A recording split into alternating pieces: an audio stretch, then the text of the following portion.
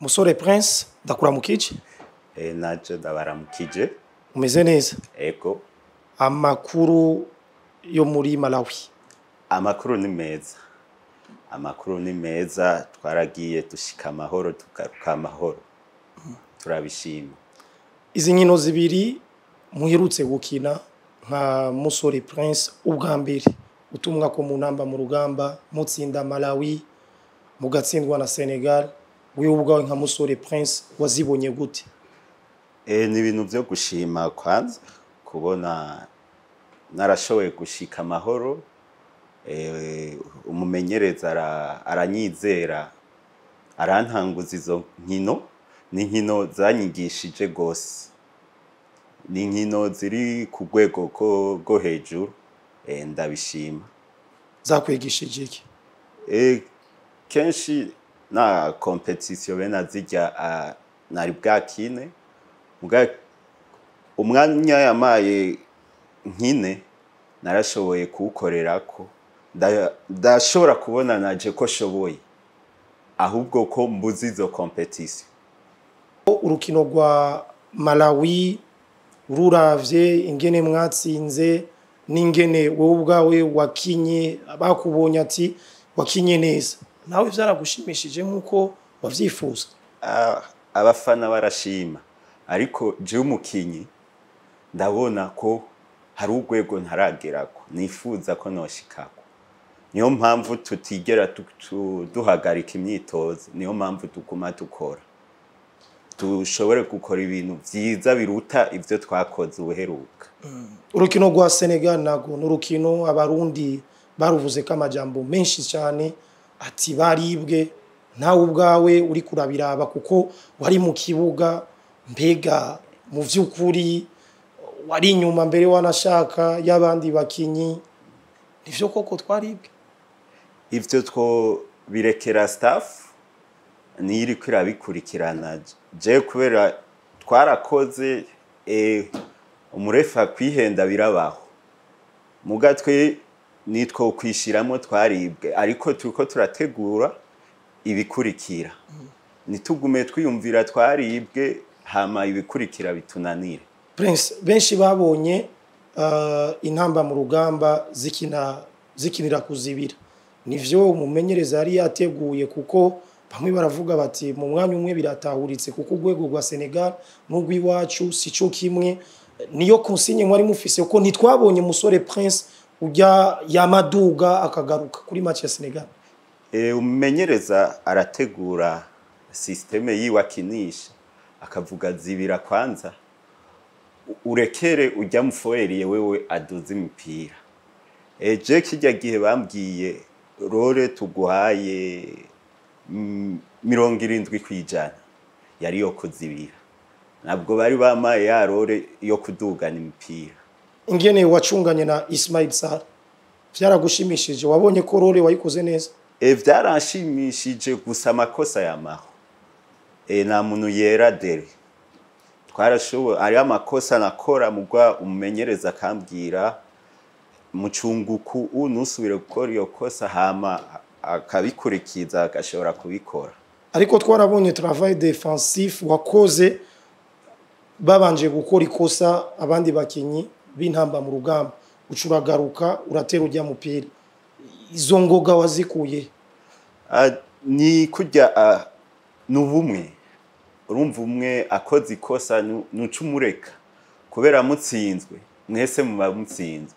Ubona ko ushobora gutabara igihugu uragenda ugatabara. Ego.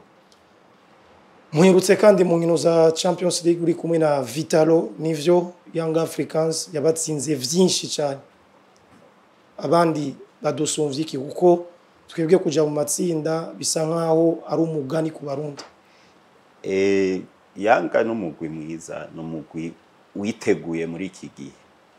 Twe uravye ku rwego turiko umugwi wanje wa Vitalo n'uwa Yanga kweri vyari kure na kure.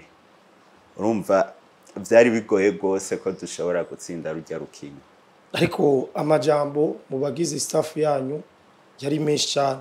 Yari amajambo koko mwabona ko mushoboye kubishira mu ngiro canke bo babivuga bagamije ikindi? Twe twarasho umukinyara agenda yiyemera kubera nabwo uhora wogenda uvuga ko ugiye gutsinda. Twaragiye turagerageza gukina ivyo dushoboye, turatanga inguvu zacu, ariko ivyavuyemo n'ibijya twaragerageje kenshi. Uravye umugwi wacu abakinyi benshi baratuvuyemo, si ya ekipe mwari mumenyereye. Urumva kujya kuntu ko guhindura abakinyi, twagiye gukina hariya tutamenyeranye gose, tuca duhura rero n'umugwi uri ku rundi rwego baturusha gose. Bamwe bibajije yuko ari Yanga iri kuri level yo hejuru, ariko no muri Primus League Burundi Vitalo entre Sinziza ni match zishika kuri zibiri, inganije na Royal Vision, inganya na Flambeau du Centre. Bamwe barafise impunge ngati koko iyi Vitalo arahana izoshika. Wewe nk'umukinyi usanzwe uri muri iyo Vitalo nyene ubona bigishoboka? Gushoboka birashoboka, kubera tumaze gukina inkino zibiri, zose turashobora kunganya, turafise ikirarane, nituraja kure hamwe twokwihebura. Inkino 30 tumaze gukuramo zibiri, sinovuga intango yatubereye mbi kubera twaranganyije, tumaze kunganya kabiri. Mugwa umuntu ukwanganya sico kimwe n'urya yatakaje. Turiko turagerageza kugarukana umugwi kandi dizera ibintu bizogenda neza. Tubwire rero wewe nka Musore Prince wagize saison nziza, uranatahukana igikombe uri kumwe na Vitalo. Bamwe kenshi yo umukinyi yigenjeje neza, ndetse benshi mu bakinyi mwahoze mukirana muri Vitalo mu mwaka uheze baragiye. Kuki wowe utasohotse igihugu? Gusohoka igihe canje nikiragera cyo gusohoka. Kuko uravye ivy'uwundi urashobora kubona umuntu wasumba asohotse kada karonka ekipe ziza, ukiyumvira none je kurya namusumbya ko we wasohotse je habuze iki. Ni vya bintu igihe cawe nuko benshi bavuga mu ntamba we ko bataguhamagaza gute utagenda. Ntiharagera igihe canje, muga igihe canje niyo cagera co gusohoka, uzosaga sohotse giye mu mugwi mbere mwiza. Akajambo kamwe ku bakunzi ba Vitalo umugwi usanzwe ukinira, nakandi kajambo ku bakunzi b'intamba mu rugamba n'abakunzi ba Prince Musore muri rusange.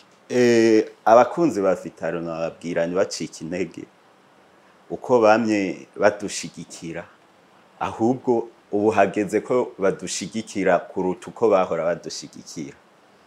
Abakunzi b'intamba tubasaba kwama bari nyuma yacu, kuko turashoboye, turi kumwe twese birashoboka. Abakunzi banje naje ndababwiye ko ndabakunda, n'ubu inkomezi ndiko daronka ndazikura kuri bo.